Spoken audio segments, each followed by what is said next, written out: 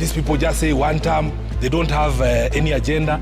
I want William Ruto to know that his removal from office is a national priority agenda. It is the only agenda because his government is totally opposed to everything that this constitution stands for. And I want these people to be bold. Don't be bullied. You don't have to, he wants to push you into a corner where you're discussing markets. Why Edwin Sifuna's ODM position deals President William Ruto a major 2027 setback. So, what are your reasons for this Ruto must go? I'm sure it's not because of the spelling of his name. Maybe because you don't agree with the ideas, the policies, and the plan he has for our nation. President William Ruto's 2027 re-election strategy has suffered a significant political setback following ODM Secretary General Edwin Sifuna's firm rejection of any prospects of ODM supporting President Ruto. Kuna watu wanasema chama imeuzwa. Mimi nataka kuwaambia kama ni wewe umedanganywa ati umeuziwa chama, ujue umegongwa. Ujue umegongwa. Kuuza chama ya ODM ni kama kuuza Uhuru Park. Chama ya wananchi hawezi kuuza mali ya wananchi. Chama cha ODM ni chama cha wananchi. Nyinyi ndio wenye kuamua. Wakati ambapo mnataka chama kiende left, mnasema left.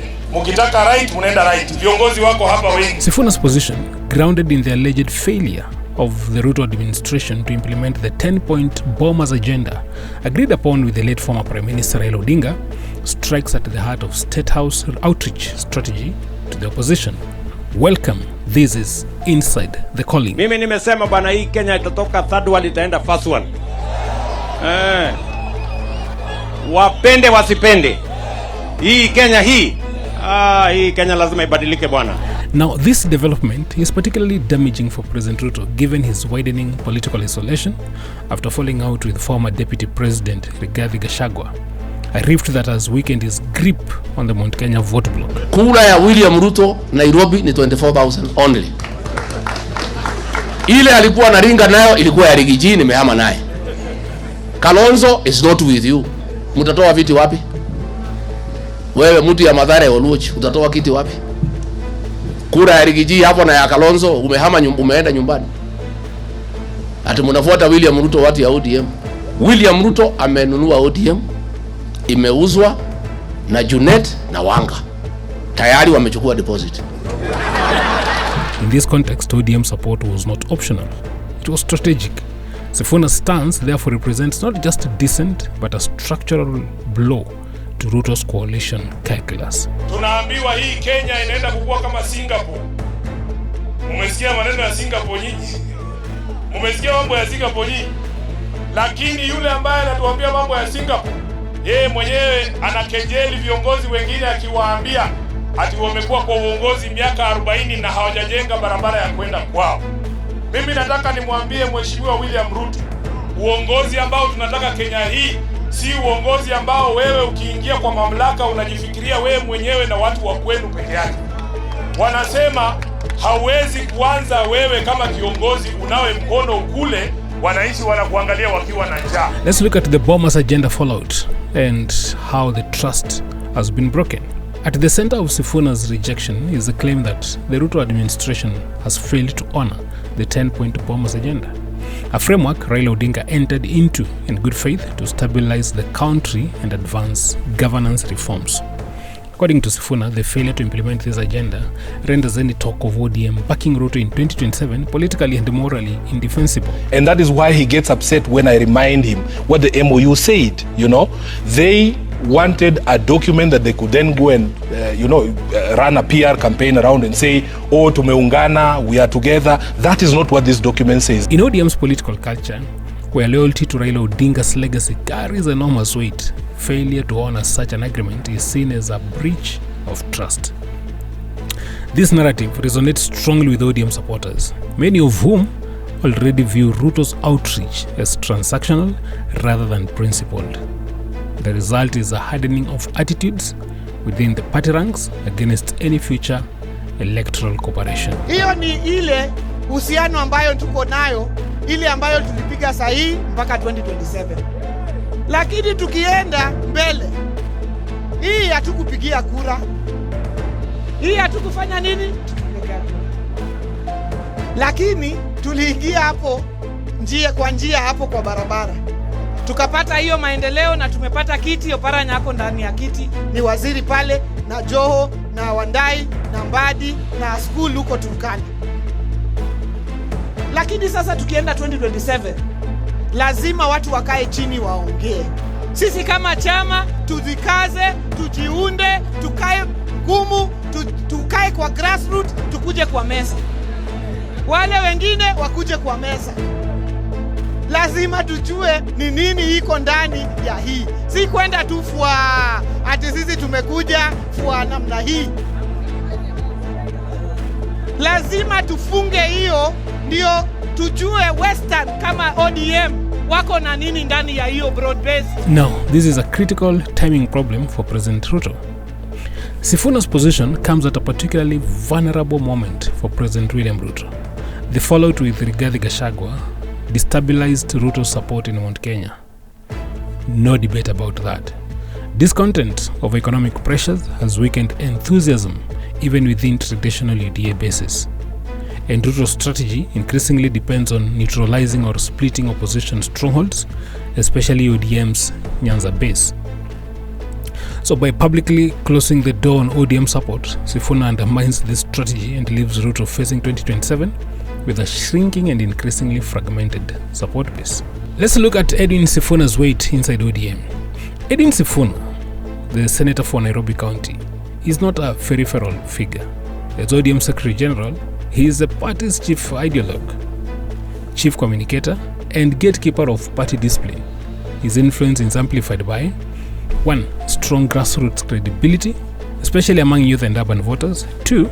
Consistent defense of party positions, even when unpopular. And 3. A reputation for ideological clarity and fearlessness. Mimi tu, mimi. Ai bwana, afadhali waniue.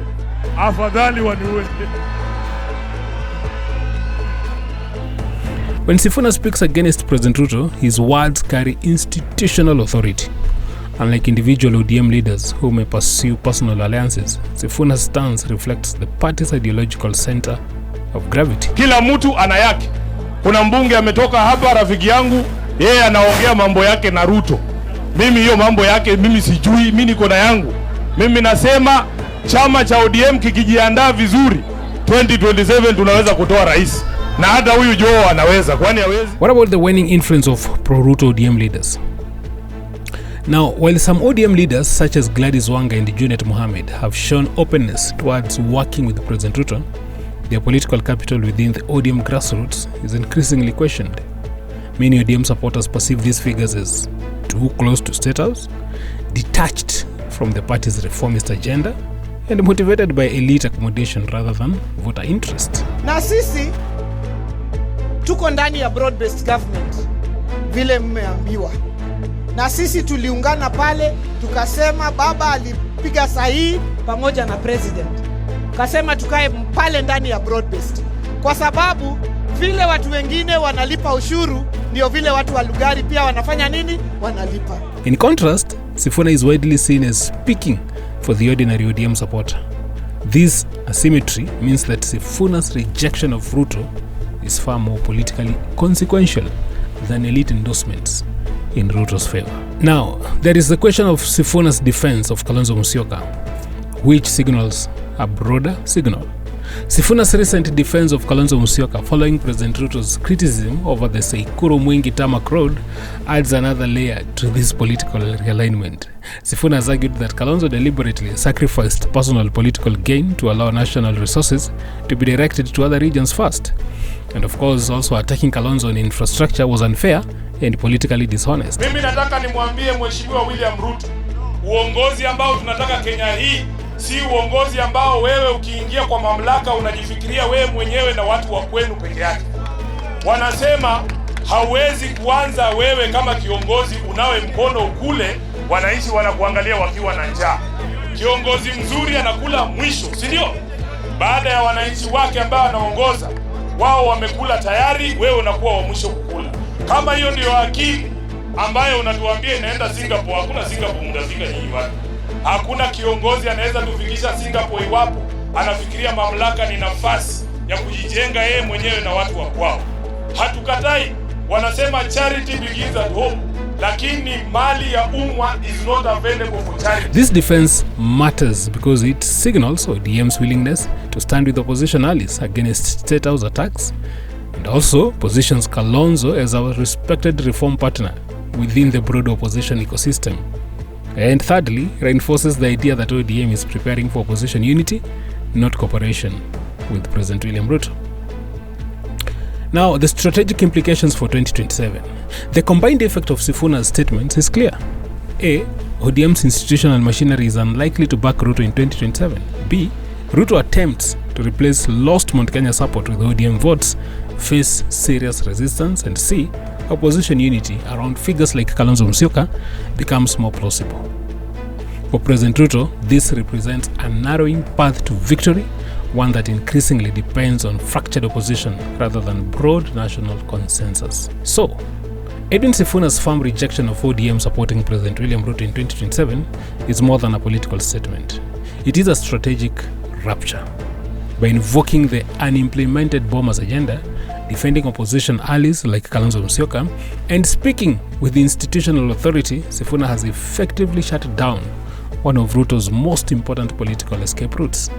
At a time when Ruto is already grappling with the declining support in Mount Kenya, the loss of ODM as a potential ally represents a major setback, one that reshapes the 2027 landscape and strengthens the case for a united opposition.